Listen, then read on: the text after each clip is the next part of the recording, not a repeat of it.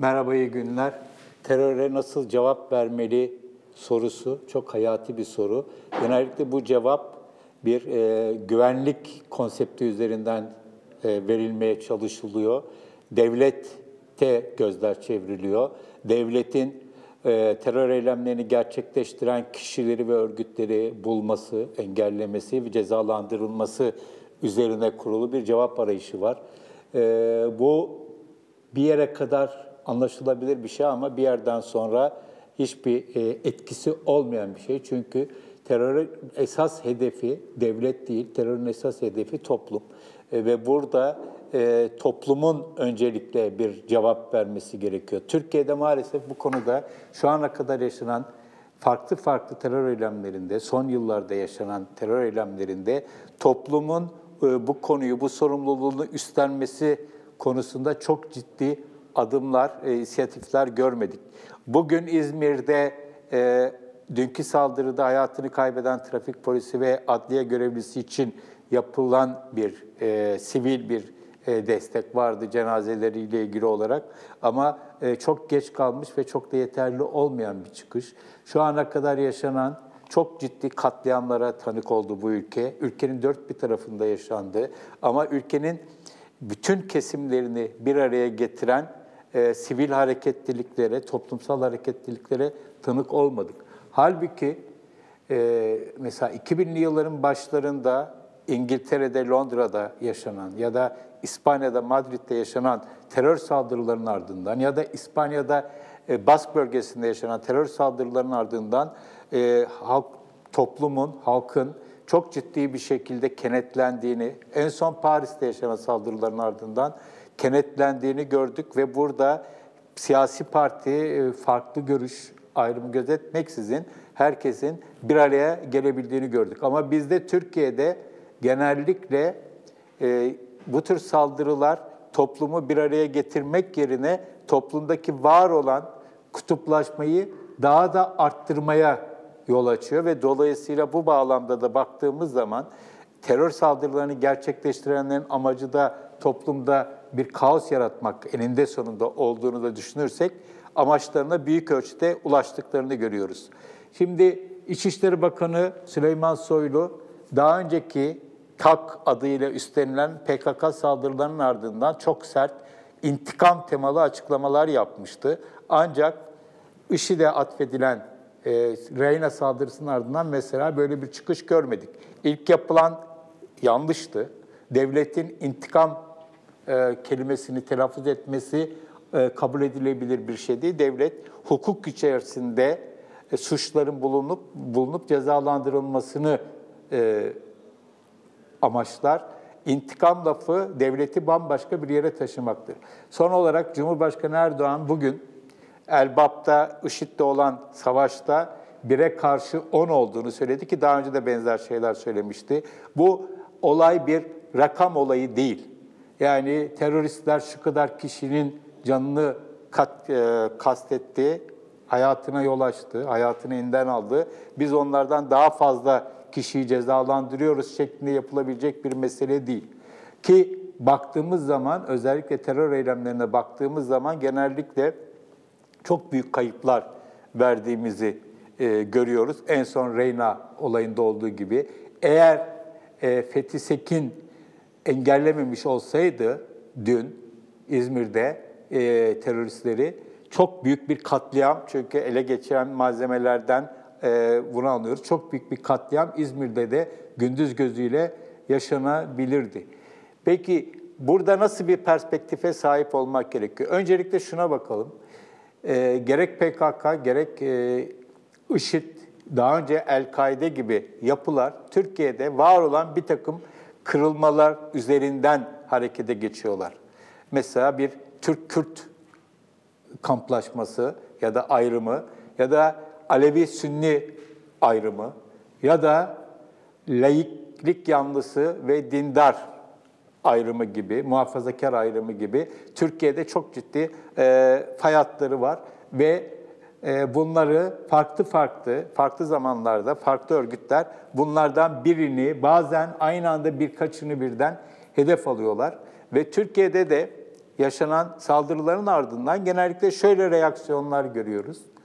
Mesela olay TAK'ın ya daha doğrusu PKK'nın yaptığı bir saldırıysa karşı taraftaki insanlar bunu çok ciddi bir şekilde öne çıkartıyorlar. PKK çizgisine daha yakın gibi duran çevreler sessiz kalıyor, sessiz geçiştiriyor. Ardından IŞİD ya da El-Kaide gibi bir yapı bir şey yaptığı zaman tersi oluyor. Yani herkes bir diğerinin saldırısını çok ciddi bir şekilde kamuoyunun karşısına çıkartmaya çalışıyor ve kamuoyu da burada bir şekilde bilerek ya da bilmeyerek, bilinçli ya da bilinçsiz bir şekilde terör saldırıları arasında kategoriler yapmaya, öncelikler belirlemeye itiliyor. Bir diğer husus şu, PKK saldırıları sonucunda hayatını kaybeden özellikle güvenlik güçlerinin cenazelerinde ya da olay yerlerinde birçok partinin özellikle de AK Parti, CHP ve MHP'nin yan yana durabildiğini cenazelerde ya da olay yerlerinde görüyoruz. Ama buna karşılık IŞİD'in yaptığı düşünülen ki bazılarını son dönemde üstlenmeye de başladı. Saldırıların ardından böyle bir varoluş görmüyoruz. Devlet özellikle bu tür saldırılarda çok ciddi bir şekilde varlık göstermiyor. Bütün bunlar Türkiye'de teröre karşı Türkiye toplumunun ve devletin de tabii ki cevap verme konusunda çok eksik bir yerde durduğunu ve olayı tamamen bir güvenlik meselesi olarak ele aldığını bize gösteriyor. Ve dolayısıyla her terör eyleminin ardından biz biraz daha fazla kamplaşıyoruz, biraz daha fazla kutuplaşıyoruz. Türkiye'deki çatışmalar, iç çatışmalar biraz daha fazla harekete geçiyor. Burada görev kime düşüyor? Görev devlete düşmüyor. Kesinlikle devlete düşmüyor. Bu tür sivil cevapları verecek olan toplumun kendisidir. Ancak toplumun bu tür cevapları üretebilmesi, bu konuları ele alıp tartışabilmesi yolunda çok ciddi engeller var. Dün de vardı, bugün olağanüstü hal koşulları altında çok daha büyük engeller var. İnsanlar artık bir araya gelmek, tepki göstermek konusunda çok ciddi bir ürkeklik yaşıyorlar ve Türkiye'de özgür medya yok. Bunların tartışılabileceği yerler yok. Zaten saldırıların büyük bir kısmının ardından hızlı bir şekilde yayın yasakları geliyor. Soruşturmalara hızlı bir şekilde gizlilik kararı alınıyor.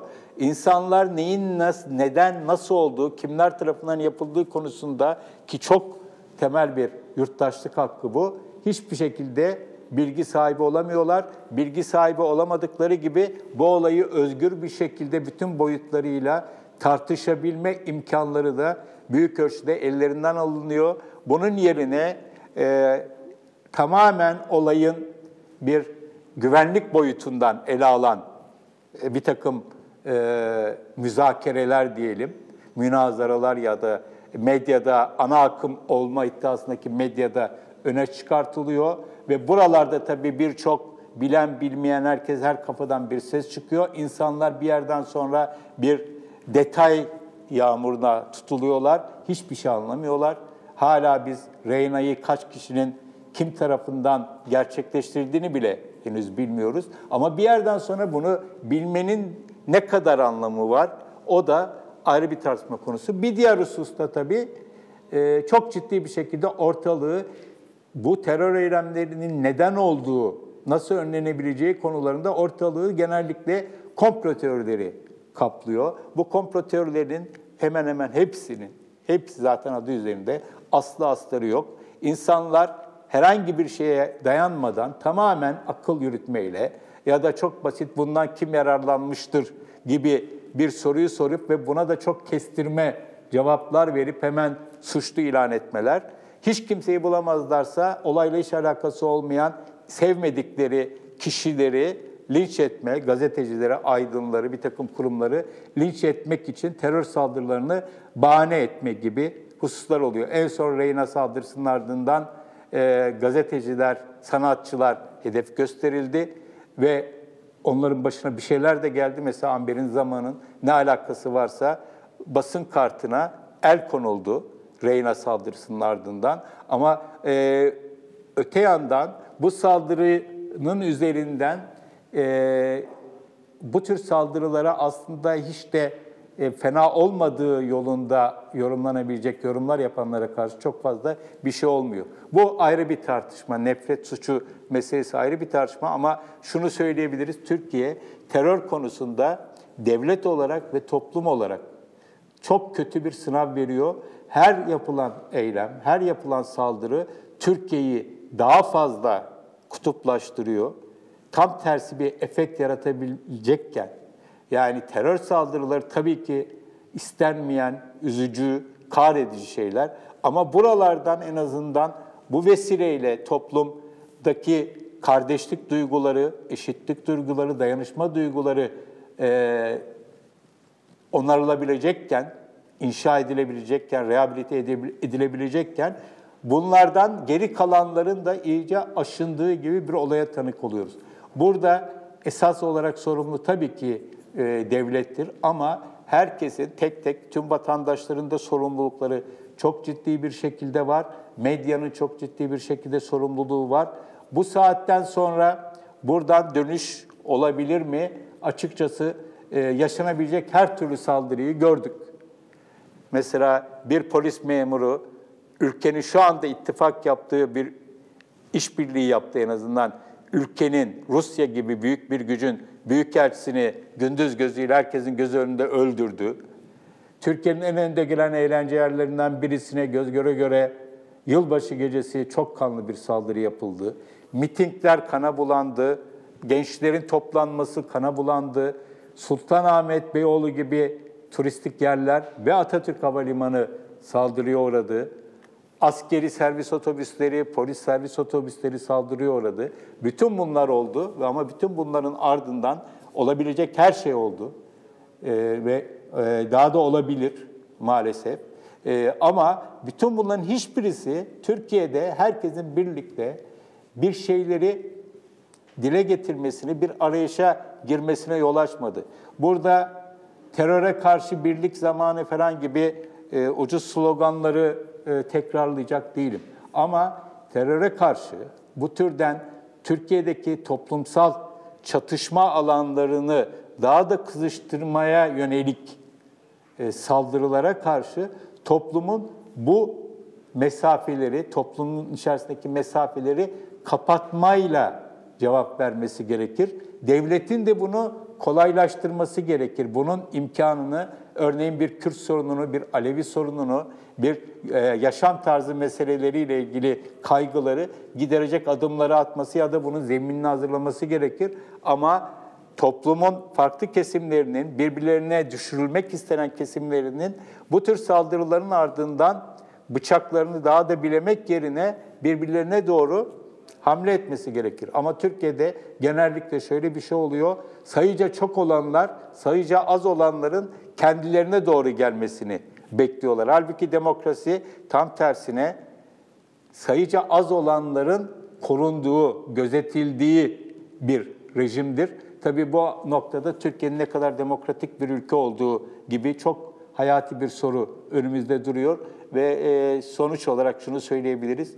Her terör saldırısı, her büyük katliam, her saldırı kime yönelik olursa olsun, hedefi kim olursa olsun, resmi, sivil, kim olursa olsun, Türkiye'deki var olan kutuplaşmayı daha da derinleştiriyor, daha da kızıştırıyor. Halbuki bunu tam tersine çevirmek elimizde ama bu elimizde olan bu fırsatı imkansızlıklarımız nedeniyle, kötü alışkanlıklarımız nedeniyle ve demokrasi, temel hak ve özgürlükler ve hukuk devleti konusundaki çok ciddi sorunlarımız, eksiklerimiz, ihlaller nedeniyle hayata geçiremiyoruz. Söyleyeceklerim bu kadar. İyi günler.